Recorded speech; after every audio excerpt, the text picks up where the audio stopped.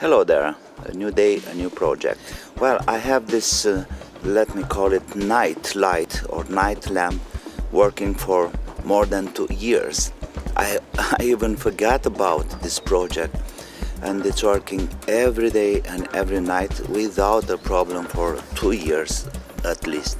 So this is a very simple schematic. I got there 4 lithium cells 18650. And over here it's a charger with TP4065, I think. And the most important thing is this light sensor. It's a very simple light sensor with a light sensitive resistor and a transistor. I think it's a MOSFET. It's an N-channel MOSFET. Well, it's looking very ugly, but I can tell you that this one, it's worked very nice in the last 2 years. And here is the lamp itself. I just took it out from a flashlight. It's not so powerful, but it's enough to have a little bit of light behind the porch, in the night. And now I want to take it away and revise it, check it a little bit, even checking the cells to see if they are alright. Okay, so this little panel gives like 6 volts, 646 in full sunshine. Now let's have the shortcut current. I remember it's recovered from a flashlight or something. Anyway, I found it in some electronics trash, and gives out like 50 milliamps. That's the best it can do, right? 50 milliamps with 6.5 volts. Let's find out the power. 6.5 volts times 0.05, and that gives around 0.325 of watt per hour. So if we have like let's say 5 hours of daily sunshine, then we can have like 1.5 watts, and that's more than enough to run one of these LEDs. Now it's time to see how much power the LED is taking. So these LEDs are taking like 5 milliamps. It's only 5 milliamps at this level, of course. I feel that when it's darker, they are taking a little bit more. Okay, so as long as we are here, let's do a kind of trick, and let's put a little bit of this nail lacquer. This will protect the connections here, because this is not exactly in the rain because it's under the roof, but anyway it's in the air. Maybe I should use one of these. This is much stronger, but I'll do that in a future project. For now it's okay like that. Let me check a little bit what's happening here. Like I told you, this was in the air for 2 years, so it was working great. I didn't touch it. You can see that. Oh my. So this wasn't exactly something done in purpose. It was just an experiment, an afternoon experiment, let's say. And finally it turns to be very useful. Oh heck, okay. You see here we have the charger. This is like I said, TP4056. That's a classic lithium charger. And let me have this. I'll put it back in a split of a second. We check the batteries. Here is morning, so I suppose they are pretty wasted. Well, now I'm gonna put it in a plastic bag.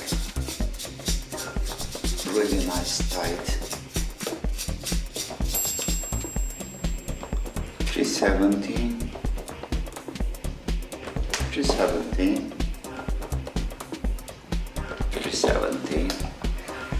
So they are pretty discharged now. 370. Okay, let's measure the internal resistance.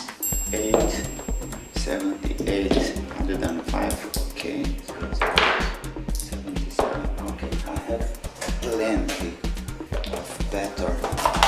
Let's see this one. You can see these are not, let's say, good cells. They are just wasted.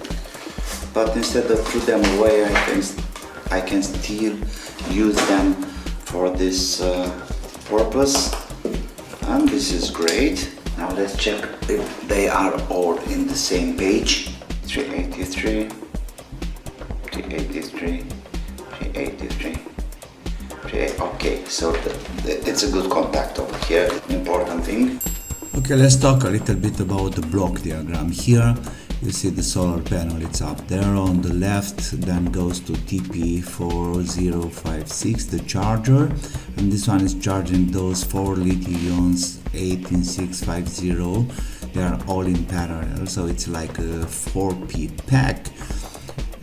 Eventually it goes out to the photoresistor block, I may say, the light block, the light controller block, I may say, and that one turns on and off the LED, depends on the ambient light. Now let's talk about the photo sensor itself. We have an N-channel MOSFET, and think about this transistor like a switch. In the daytime, because the photo transistor is light and have a low resistance, we have a minus voltage to the gate, so that keeps the transistor off. When the night comes, the photoresistor gets higher in the resistance, and suddenly we have a voltage from that 10 kilo resistor to the gate, and the MOSFET is turning on. So the LEDs are on. Now let's put the things back together. I'm going to use some transparent tape. I like that because I can see the red LED charging on, and eventually everything goes in a plastic bag for better protection, and back in place. And it's time to tie on the panel again. Let's clean it a little bit, and I can see well, it's in pretty bad shape, you know, all the epoxy lose the transparency. Maybe that's why it's such a low solar harvest, I may say, but it's okay for this purpose. It's working, it's still working. So I'm gonna solder the wires back and put some tape. Okay, so let's put everything back in place and back to work.